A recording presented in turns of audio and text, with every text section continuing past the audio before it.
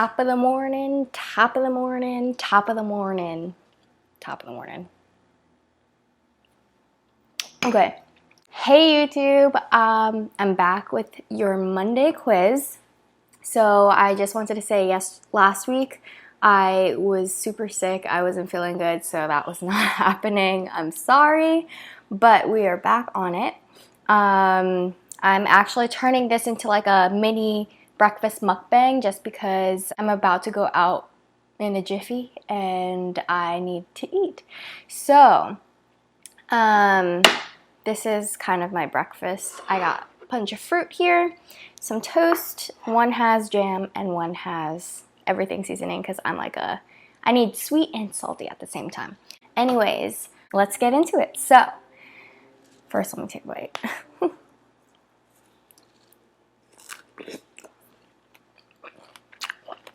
I usually have a protein with my breakfast, like eggs or ham or Kodiak cakes, but I might have that in a little bit just because I didn't have time.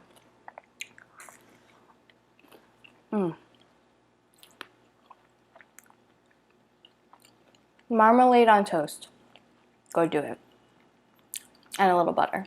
I use like I can't believe it's not butter, but that combination is bomb. Anyway, first question. Which food can cause an athlete to fail NCAA drug test?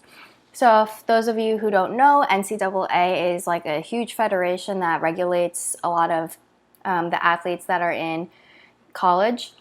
And so their regulations are really strict because they want to make sure that no one's using drugs, especially super young like that. I mean, no one should really use drugs, but they also tend to ban a lot of things that you wouldn't think are like quote-unquote drugs or harmful to you, such as caffeine, even as little as, well, it's not as little, but they ban up to 500 milligrams of caffeine. So if you have more than 500 milligrams of caffeine, you can actually fail that drug test because it's too much in the amount of time that you are supposed to be tested. However, I have A, poppy seed bagel, B, Snickers bar, C, 1 cup of coffee, D, 1 cup of green tea. So the answer is A, poppy seed bagel, because poppy seeds have opium alkaloids in it, which can actually make a drug test positive if you have like that kind of food that's like super rich in poppy seeds. It's kind of rare, but a lot of times we just recommend athletes not to even like have those kinds of foods before they are going to take a drug test. So no to that. But the other answers I put here were also to kind of get you thinking about the caffeine part, because Snickers, which is a chocolate bar, chocolate can actually also have a decent amount of caffeine, not necessarily a Snickers bar just because like that's milk chocolate. Usually a lot of the dark chocolate, which is more concentrated in the caffeine, will have that effect.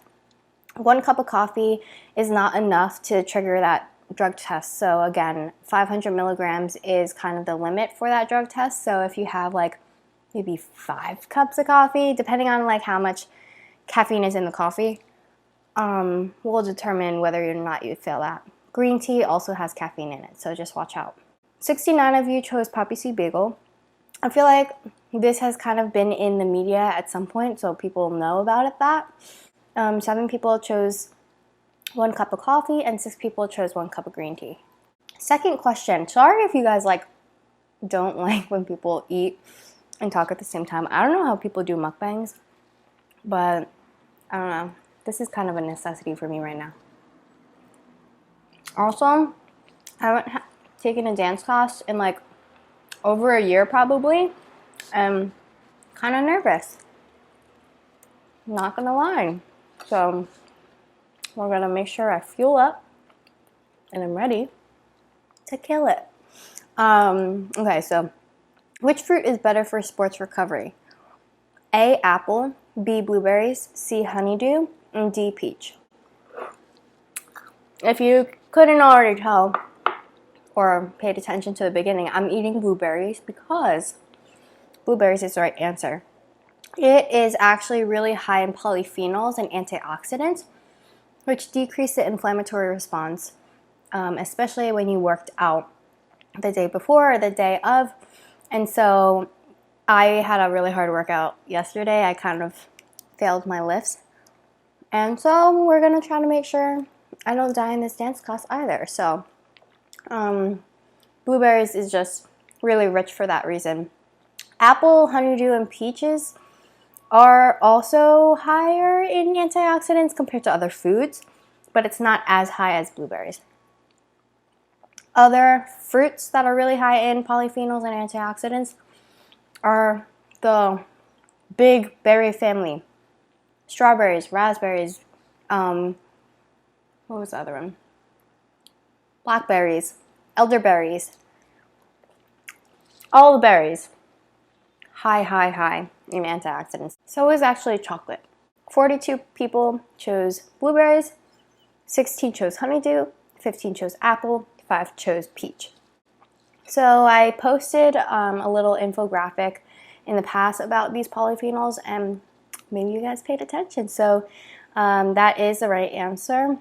I go more in depth on that post, so if you're interested, take a look on my Instagram. All right, third question. I don't know why I couldn't do that. Third question. Which vegetable is better for sports recovery? Hold on.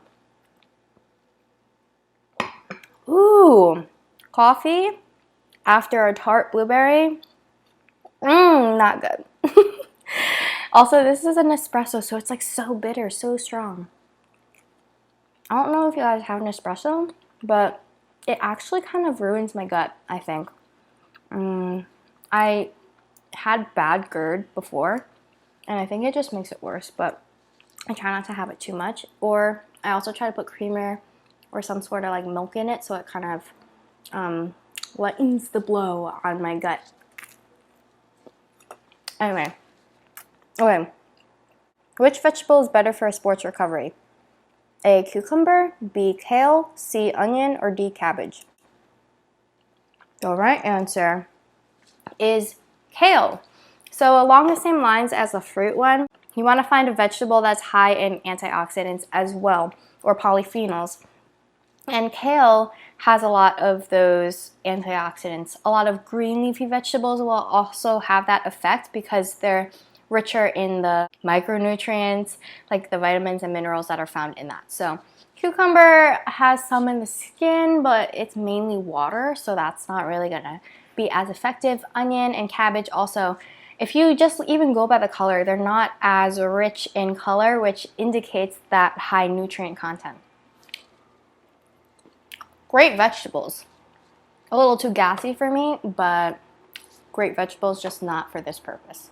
34 of you chose kale, 25 chose cucumber, 12 chose cabbage, and 6 chose onion. Maybe this one was a little trickier, but most of you still got the right answer. Fourth question. Wow, mukbangs are hard to do because, like, when do you eat, when do you talk?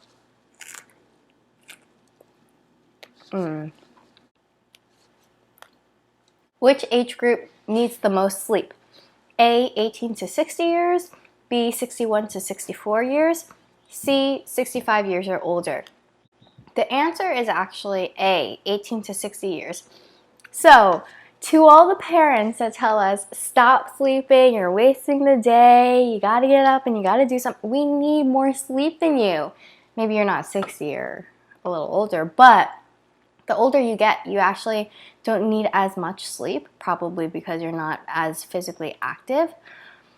But actually, to break it down, the recommendations for sleep is at least 7 or more hours of sleep for ages 18 to 60 years old, 7 to 9 hours of sleep for ages 61 to 64, and at least 7 to 8 hours of sleep for 65 and older. So thinking about that in that way, especially if you're more active and in the 18 to 60 age range, then I would say you would definitely need, 8 to 10 is even optimal in a lot of sports nutrition books. So I would say around that range is better. Last question. Muscle soreness indicates effectiveness of workout. A, true, B, false. The answer is false. A lot of people get this mixed up with muscle soreness. They think that if you're sore, that means you had a good workout, you did a lot of work. If no pain, no gain. But that's actually not that true.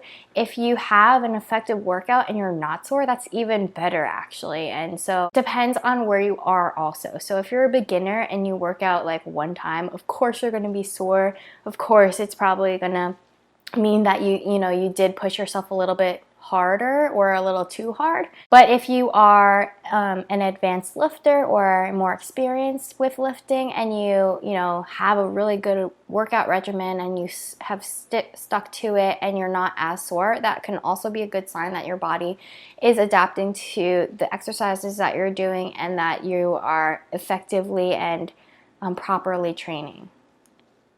So don't use that as an indicator. I actually will admit that I used to do that when I was a newbie in the gym, but it's completely false, so don't use that as an indicator. 71 chose false and 9 chose true. So I'm happy to see that most people also think the same. Anyway, guys, I'm gonna wrap it up right here, finish my breakfast, get on the road or the train. I don't have a car here. But I will wrap it up. I hope you guys learned a little something and more along the lines of sports nutrition. I'm hoping to do that a little bit more and shifting the focus to there, since that is my ideal population. But if you have any questions or comments, please leave them down below. If you ever want to participate in these quizzes, I do them usually every Monday, or I try to. Also, Instagram was down yesterday, so I didn't have control over that, but if anything like that happens, I usually post either Tuesday or Wednesday. But you can follow my Instagram here. It's Tiffany Ong Nutrition, and that's where I post on my stories the questions. You can participate and pick the answers. So I hope you guys have a great rest of your week.